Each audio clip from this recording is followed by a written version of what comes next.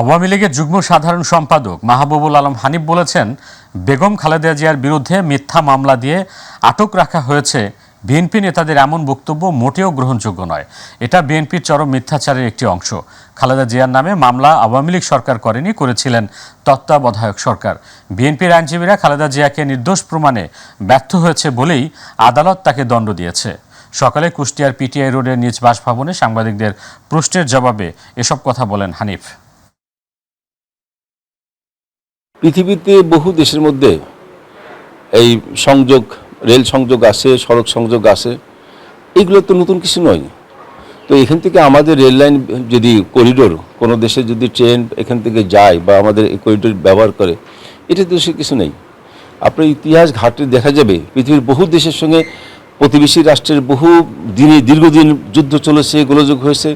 একটা পর্যায়ে যখন এই যুদ্ধ থেমে গেছে, পারস্পরিক সহায়তা নিয়ে তারা দুই দেশের মধ্যে ট্রেন যোগাযোগ, সড়ক যোগাযোগ, সব যোগাযোগে আসে।